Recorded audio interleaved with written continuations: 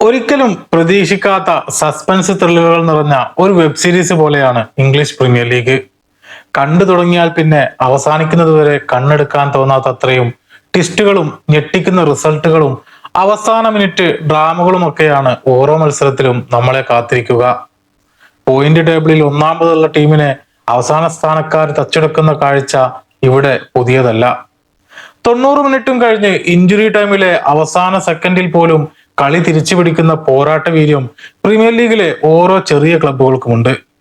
അതുകൊണ്ട് തന്നെ premier league കിരീടം ആര് നേടുമെന്ന് പ്രവചിക്കുക ബുദ്ധിമുട്ടേറിയ കാര്യം തന്നെയാണ്. കഴിഞ്ഞ സീസൺ തുടങ്ങുമ്പോൾ ലിവർപൂൾ കിരീടം നിലനിർത്തുമെന്നായിരുന്നു പലരുടെയും പ്രവചനം.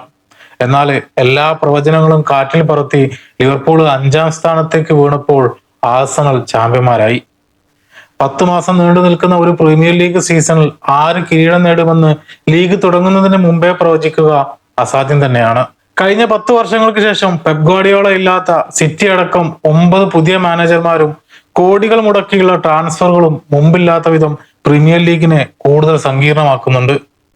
22 വർഷത്തെ കാത്തിരിപ്പിനൊടുവിൽ രാജാക്കന്മാരായ ആഴ്സണൽ കിരീടം നിലനിർത്തുമോ, അതോ പുതിയ മാനേജർക്ക് കീഴിൽ മാഞ്ചസ്റ്റർ സിറ്റി തിരിച്ചടിക്കുമോ? ലിവർപൂള്, യുണൈറ്റഡ്, ചെൽസി ആർക്കൊക്കെ ടോപ്പ് 4-ൽ ഇടം പിടിക്കാനാകും?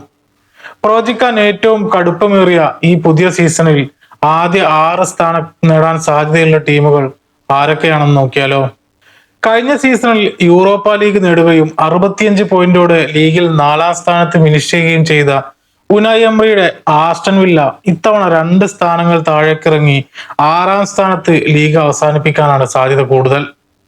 പ്രധാന കളിക്കാർ ടീം വിട്ടെങ്കിലും യോഹാൻ മൻസാമ്പി, ജാവോ ഗോമസ് എന്നിവരെ വരവ് ടീമിന് കരുത്താകും. ചെൽസിയിൽ നിന്നും ലോണിലെത്തിയ ഗർണാച്ചയുടെ സൈനിങ്ങും നിർണായകമാകും. കഴിഞ്ഞ സീസണിൽ ചെൽസിയും ടോട്ടൻഹാമും നിരാശപ്പെടുത്തിയത് കൊണ്ട് മാത്രമാണ് ടോപ്പ് 4 കിട്ടിയത് എന്ന വിമർശനങ്ങൾക്ക് മറുപടി കൊടുക്കാൻ വില്ല നന്നായി അധ്വാനിക്കേണ്ടി വരും. കഴിഞ്ഞ സീസണിലെ 4-ാം സ്ഥാനം നിലനിർത്താൻ ഏറ്റവും മികച്ച പ്രകടനം തന്നെ എംബ്രിയും സംഘവും നടത്തേണ്ടി വരും. പഴയ പ്രതാപത്തിന്റെ നിഴലിൽ മാത്രമായി പോയ മാഞ്ചസ്റ്റർ യുണൈറ്റഡ് ഇതിഹാസ താരം മൈക്കൽ കാരിക്കിന്റെ കീഴിൽ എത്തുന്ന ആദ്യത്തെ മുഴുനീള സീസണാണിത്. യൂറി ടെലിമെൻസ്, ആൻഡ്രേ സാന്റോസ് എന്നിവരെ ടീമിലെത്തിച്ച് ട്രാൻസ്ഫർ വിൻഡോയിൽ തരക്കേടില്ലാത്ത പ്രകടനം പുറത്തെടുത്ത യുണൈറ്റഡിന് കിരീട പോരാട്ടത്തിനുള്ള ക്വാളിറ്റി ഇല്ല എന്നാണ് എന്റെ അഭിപ്രായം. ചാമ്പ്യൻസ് ലീഗ് സ്ഥാനവും ഒരു ട്രോഫിയും ലക്ഷ്യം വെച്ചായിരിക്കും യുണൈറ്റഡിന്റെ ഈ സീസണിലെ പ്ലാനുകൾ. ലീഗിൽ യുണൈറ്റഡ് 5-ാം സ്ഥാനത്തായിരിക്കുമെന്നാണ് എന്റെ പ്രവചനം. കഴിഞ്ഞ സീസണിലെ തകർച്ചയ്ക്ക് ശേഷം അന്റോണി ഇറിയോളയുടെ കീഴിൽ ഒരു തിരിച്ചുവരവിന് ഒരുങ്ങുന്ന ലിവർപൂളിന് 4-ാം സ്ഥാനം കൊണ്ട് തൃപ്തിപ്പെടേണ്ടി വരും. മുഹമ്മദ് സലാ ടീം വിട്ടതിനു ശേഷമുള്ള ആദ്യ സീസൺ ലിവർപൂളിന് അത്ര എളുപ്പമാകില്ല. പക്ഷെ ഫ്ലോറിയൻ വിറ്റ്സ്, അലക്സാണ്ടർ ഐസക് എന്നിവർക്ക് ടീമിനെ മുന്നിൽ നിന്ന് നയിക്കാനാകും. ഇറിയോളയുടെ പുതിയ ശൈലി അഡാപ്റ്റ് ചെയ്യാൻ സമയമെടുത്താലും ലിവർപൂൾ ടോപ്പ് 4-ൽ തന്നെ ഉണ്ടാകും. 10 വർഷത്തെ മാഞ്ചസ്റ്റർ സിറ്റി കരിയർ അവസാനിപ്പിച്ച ഗാർഡിയോള ഇല്ലാതെ സിറ്റിയുടെ ആദ്യ സീസണാണിത്. ഗാർഡിയോളയ്ക്ക് ശേഷം എൻസോ മരസ്ക വരുമ്പോൾ അതൊരു പുതിയ യുഗം തന്നെയാകും. Rodri, Bernardo Silva, Reijnders, stones എന്നീ പ്രധാന താരങ്ങൾ പടിയിറങ്ങിയ ടീം ഒരു മാറ്റത്തിന്റെ ഘട്ടത്തിലാണ്. എങ്കിലും ഏർലിംഗ് ഹാലൻഡ് എന്ന പ്രതിഭാസമുള്ളിടത്തോളം കാലം സിറ്റിയെ ഒന്നിനും മാറ്റി നിർത്താനാവില്ല. അവർക്ക് കിരീടങ്ങൾ ലഭിക്കുമെന്ന കാര്യത്തിൽ യാതൊരു തർക്കവുമില്ല. പക്ഷേ ലീഗ് ഇത്തവണ കൈവിടും. കഴിഞ്ഞ സീസണിൽ 2-ാം സ്ഥാനത്ത് ഫിനിഷ് ചെയ്ത സിറ്റി ഇത്തവണ 3-ാം സ്ഥാനത്തായിരിക്കും ഫിനിഷ് ചെയ്യുക.